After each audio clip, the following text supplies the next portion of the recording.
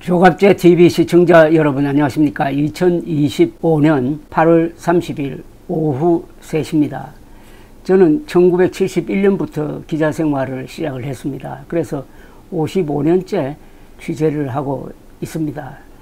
기자로서는 다행스럽게 한국 현대사의 큰 사건들을 취재할 기회가 있었고 많은 글과 책을 쓸 수가 있었습니다. 대한민국은 지난 70여 년 동안 세계에서 유례가 없는 변화를 겪으면서 거대한 드라마를 연출을 했는데 저는 그 드라마를 1등석에서 관람할 수 있는 특권을 누렸습니다. 기자석이 바로 1등석입니다. 그런데 관람료를 내지 않고 오히려 책을 쓰고 기사를 써서 월급 받고 인쇄 받고 해서 이렇게 생활하고 있습니다. 작년 12월 3일에 있었던 계엄 사태는 제가 취재한 4번의 쿠데타 중 마지막이었습니다. 저는 5.16, 유신선포, 12.12 그리고 이번 12.3 계엄 사태에 대해서 다 취재하고 책으로 쓰는 기록을 남겼습니다. 가장 최근의 기록이 바로 이 책입니다.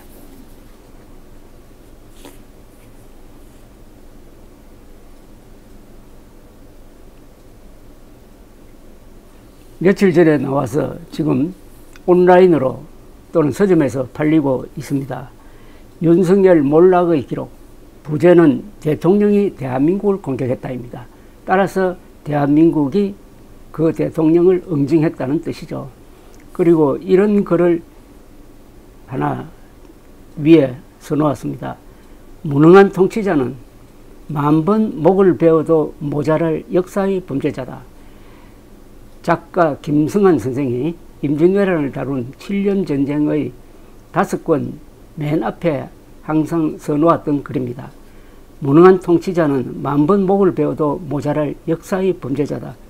통치자의 무능은 그 자체로서 범죄자란 이야기입니다. 범죄란 이야기입니다. 그리고 책 등에는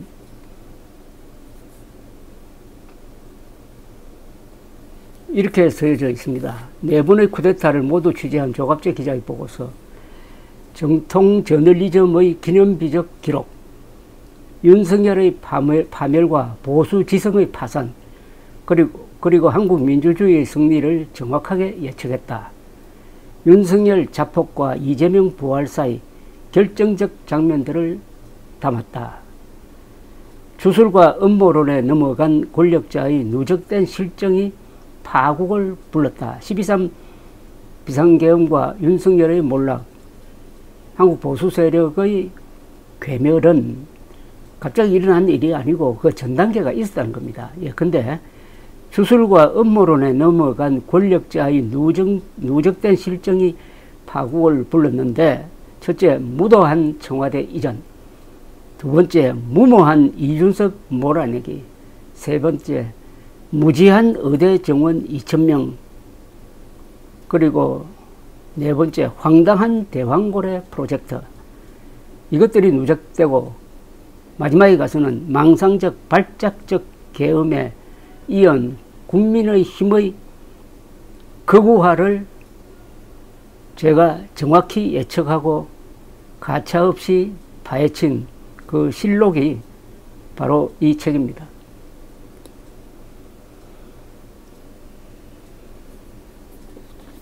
이 책의 성격에 대해서 제가 좀 정리된 글을 한번 전해드리려고 합니다. 지난 55년간 기자로 뛰면서 한국 현대사의 결정적 순간들을 기록하고 특히 4번의 쿠데타를 모두 취재해가지고 책으로 남긴 바 있는 저는 12.3 비상계엄 사태를 다룬 윤석열 몰락의 기록, 이 책이 540페이지입니다. 값은 26,000원입니다. 기록을 통해서 한국 보수가 어떤 과정을 거쳐서 지금 괴멸 상태로 들어갔느냐 하는 걸 실정적으로 취재를 했습니다. 대통령이 대한민국을 공격했다는 부제가 붙은 이 책에서 저는 불법 계엄에 이르게 되는 과정을 추적해가지고 윤석열과 김건희 부부의 주술적, 음모론적, 반과학적 행태에 비춰서 망상적 계엄 선포는 필연적인 결말이었다고 정리를 했습니다. 저는 아무런 법적 권한이 없는 당선자 시절에 무도하게 밀어붙인 청와대 대통령실 이전과 이에 대한 보수 세력의 무비판이 그 뒤에 윤석열 폭주를 허용한 단초가 되었다고 강조를 했습니다. 저는 진영 논리에 빠져서 비판의식을 포기하고 윤석열의 박수부대나 팬클럽 역할을 한 보수 세력, 즉 보수 언론, 지식인, 우익단체를 윤석열 몰락의 동반자로 규정을 했습니다. 보수 지도층이 부정선거 음모론까지 받아들여 극우 컬트 집단화한 과정을 폭로하면서 저는 보수 세력은 문명 건설 세력에서 무능 집단으로 전락해가지고 장기간 정권을 되찾을 수 없을 것이라고 내다보았습니다. 저는 국민의힘이 12.3 계엄에 반대하고 윤석열 탄핵에 찬성한 한동훈 대표를 몰아낸 뒤에 윤석열 비호에 앞장선 때부터 보수 세력과 국힘당의 몰락은 피할 수 없는 것이 되었다고 했습니다. 저는 헌법재판소가 8대0 전원일치로 윤석열을 파면할 것을 확신하고 그런 주장을 계속해 오면서 국민의힘은 윤석열이라는 썩은 새끼줄을 잡고 인수봉에 오르려 한다면서 조기 대선에서 그렇게 되면 이재명 민주당 후보가 압승할 것임을 예측을 했습니다. 저는 2022년 3월 윤석열의 청와대 이전에서 2025년 국힘당의 극우화까지 3년간의 윤석열 몰락 과정을 실시간으로 추적하면서 정확한 진단과 예측을 했다고 자부를 합니다.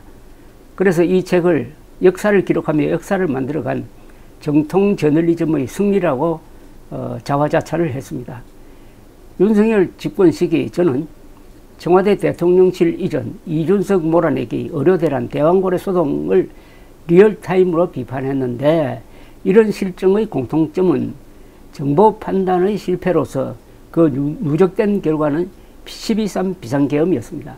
이 계엄은 그 성격이 친일 쿠데타로서 실패가 불가능한 것임에도 분대안간 대통령이 중앙고 3인방끼리 작당을 해가지고 병정놀이 하듯이 군대를 동원 실패한 일종의 사이코 드라마였습니다. 저는 윤석열을 국민 신임 배반자로 규정한 헌법재판소와 같은 맥락에서 그를 보수 배신자로 봅니다. 그 가장 큰 이유로서 그의 무능함을 저는 꼽았습니다.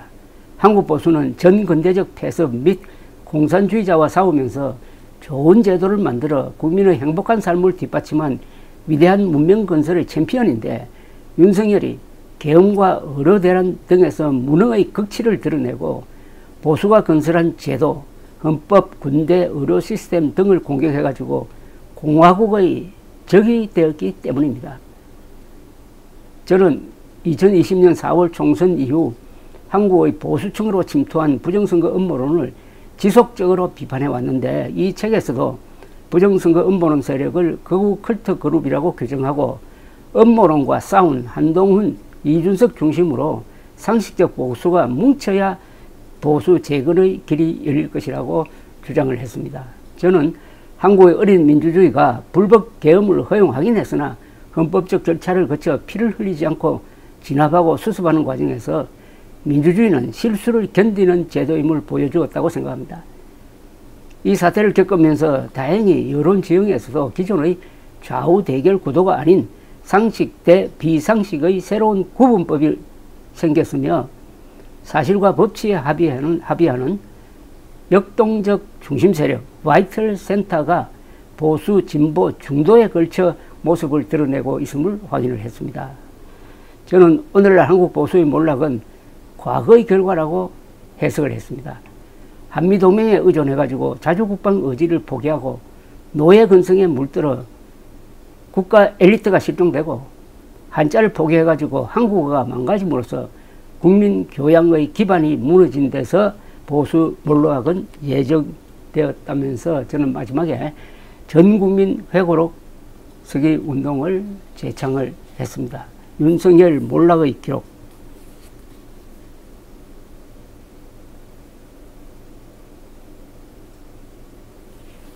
일독을 권하는 바입니다. 감사합니다.